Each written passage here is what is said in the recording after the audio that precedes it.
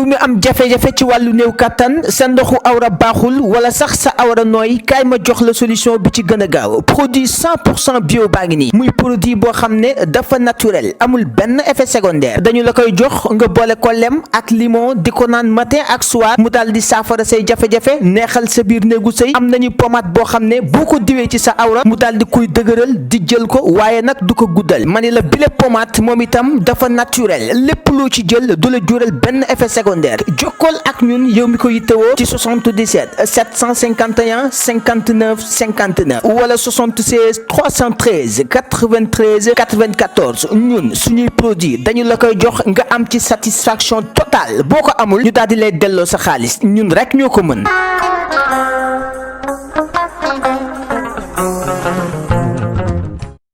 TapTap Send mooy application bi tax nga mën a yónnee ak jot xaalis bitim réew ba Sénégal li ci neex mooy 2 € dong ngay fay ca bitim réew ak lu xaalis bi mën a toll. soo nekkee Canada États-Unis wala Angleterre doo fay dara yomb na te gaaw na ci saa si nga jot message bi sa téléphone ay yow li neex na di. alors lan ngay xaar mën nga télécharger application bi ci Play Store ou Apple Store ci saa si nga daal di mën a yónnee.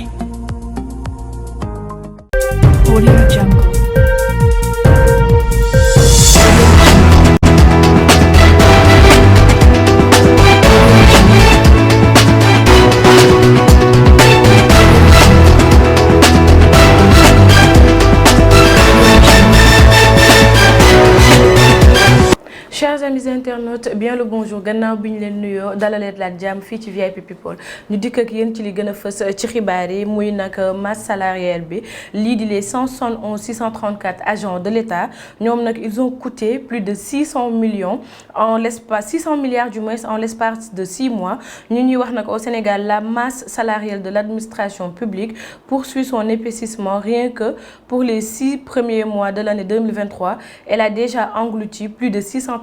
milliards de francs CFA. Ñu ñuy wax nag comparé à la même période de l'année 2022, les dépenses personnelles ont augmenté de 43,5 milliards de francs CFA ci suñu ay koppar muy 15,8%. Lii di le rapport d'exécution budgétaire moom mi ngi renseigner que ceci est dû principalement à la revalorisation des salaires dans la fonction publique, à la prise en charge des accords signés avec les syndicats de l'augmentation des effectifs. Justice, bonne nouvelle pour la mairesse de la Patte d'Oie moom nag Maymouna Dieye elle bénéficie d'une liberté provisoire assortie d'un contrôle judiciaire moom daal kii di monsieur Moussa Sarr confié à ñi nga xam ne ñoo di waa Seneweb. Elle a été libérée à cause de son état de santé précaire. Pour rappel moom maire Patte d'Oie bi li ñu ko doon toppee mooy association de malfaiteurs en relation avec une entreprise terroriste, organisation de mouvements insurrectionnels, acte en manœuvre de nature à compromettre lii di la sécurité publique ou causer des troubles politiques graves, provocation directe d'un attroupement ferme. Candidat de Benno lii di l'association des anciens maires de la mouvance ñoom nag ñi ngi mettre lii di la pression à kii di le président Macky Sall ndax ñoom ñu ngi xam ne c'est une situation inédite lu mësta am et nous faisons confiance au président Macky Sall il fera le bon choix ñoom gëm nañ ne dina def choix bi gën ci ñoom pour la mouvance ak pour li nga xam ne moo di waa Sénégal ñoom daal loolu lañ déclaré fële ca RFM kii di Alilo di le président de l'association des anciens maires moom mi ngi ajouté qu'il essaye de faire lii di l'évaluation des élections passées des résultats qu'ils ont obtenus et surtout essayer de réconcilier lii di les acteurs au niveau de la base. Chantier et réalisation de Senoum SA à Touba qui dit Cheikh Bakhoum il était reçu par Serigne Mountakha Mbacké comme de coutume nag à chaque veille de Magal ñoom nag kii di le directeur général de Sénégal numérique moom il s'est rendu à Touba l'occasion pour Cheikh Bakhoum nag pour mu mën a échanger ak ki nga xam ne moo di le khalife général des Mourides di Serigne Mountakha Mbacké et le porte-parole de la famille di Serigne Bass Abdou Khadre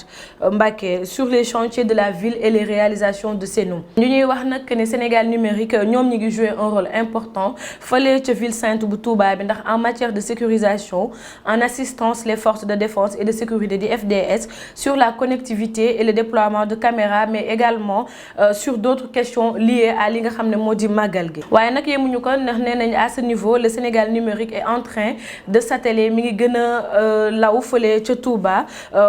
pour que nag ñu bañ a manquer rien sur ces questions liées à la connectivité aux télécoms et à la digitalisation digitalisation de manière générale. Qui dit le directeur général nag moom il a terminé en remerciant l'ensemble des autorités yi nga xam ne nag ñoom ñoo leen recevoir comme chaque année pour leur permettre d'échanger sur toutes ces questions. La dernière étape de ce séjour a été de visiter ci di kër Sëñ Mourtada ibnu Serigne Modou Bousso Dieng à Touba Khayra. Le guide religieux nag mi ngi wax ne moom il est très satisfait ñaanal na leen ñoom ak délégation wu Sénégal numérique yëpp pour un Sénégal de paix. Le Sénégal prendra tournoi fële nag ci basketball de la FIBA pour la première fois. Le Sénégal va participer au tournoi international de basketball de la Fédération internationale de basketball FIBA prévu nag vileeg le 1er octobre au 31 décembre prochain. Loolu daal la annoncé kii di le président du comité national de promotion de l'e-sport du Sénégal di CONAPES di El Hadji Mansour Sagna. Muy wax ne nag cette compétition moom dina concerner plusieurs fédérations e-sportives.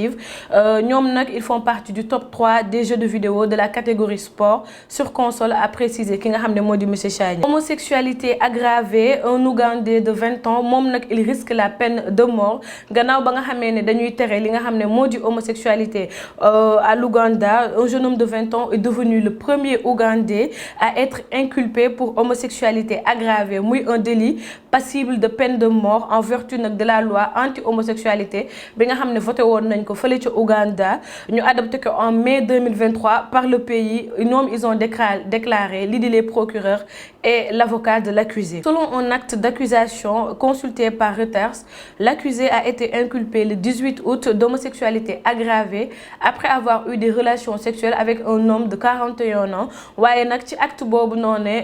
précisé wuñ lan moo tax l'acte est considéré aggravé étant donné qu'il s'agit d'un crime passible de la haute cour de justice. L'accusation a été lue et expliqué à l'accusé le 18 août bi ñu génn, qui a été placé nag en détention provisoire. Moom loolu la déclaré kii di Reuters ba di Jacqueline Oku, porte-parole du bureau du directeur des poursuites publiques. Par la suite nag il y a eu 4 personnes qui ont été inculpées depuis le mois de mai 2023. Kii di Justine Balia di avocate de l'accusé, moom elle a déclaré qu'elle estimait que la loi dans son ensemble était inconstitutionnelle. La loi était constatée devant les tribunaux, mais les juges ne se sont pas encore saisis de l'affaire. Muy wax nag d'après Justine Balia, 4 autres personnes ont été inculpées depuis la promulgation de la loi en mai. Son client est le premier bi nga xam ne nag moom la ñuy topp. Il est poursuivi pour homosexualité aggravée. Elle a refusé de commenter ci li nga xam ne moo di les détails de l'affaire. L'État malien ñoom nag il tend la main au groupe armé du Nord ndax ñu ngi ñuy wax ne la junte malienne a appelé niki ni lundi les groupes armés du Nord signataires d'un accord de paix en mal à point pour nag renouer li nga xam ne moo di le dialogue avec elle, alors que la crainte d'une entreprise des hostilités grandit dans le sillage du retrait de la mission de l'ONU. Ñuy wax nag ne au moment où cet appel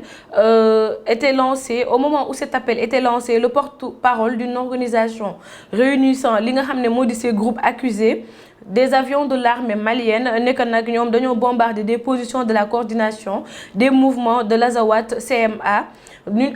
am une alliance dominante Touareg signatoire de l'accord dans la région de Kidal sans faire des dégâts. Ñuy wax nag ne les groupes armés s'opposent à ce que li nga xam ne moo di les camps de la mission soient transférés à l'armée malienne sur fond de rivalité pour le contrôle du territoire. Ces tensions nag ils ont été culminées avec le transfert du camp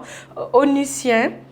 du Bermit août qui a donné lieu à des combats entre soldats djihadistes mais aussi à des actes hostiles entre armées et CMA. Ñuy wax rek ne les inquiétudes pour l'avenir de l'accord ont été abondamment exprimées lundi lors d'une séance de conseil de sécurité à l'ONU. Chers amis internautes, lii lañ leen indiloon ci xibaar yi moo fi jotoon a ruusandi. Ñu leen di jox dig daje d'ici demain inchallah à la même heure. D'ici là, restez scotchés à la suite de nos programmes, là où on vous informe juste et vrai. Portez-vous bien.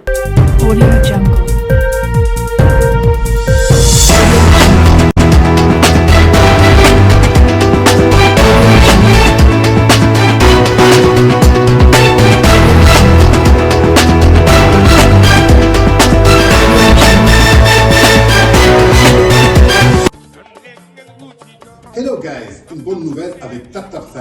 une nouvelle application sûre et rapide. Envoyez de l'argent partout à travers le monde, que ce soit l'Europe ou les États-Unis avec TapTapSend. Utilisez le code promo TANGE26 et gagnez 10 € sur chaque transfert. Téléchargez l'application sur Apple Store ou Play Store avec TapTapSend, tout est révolu.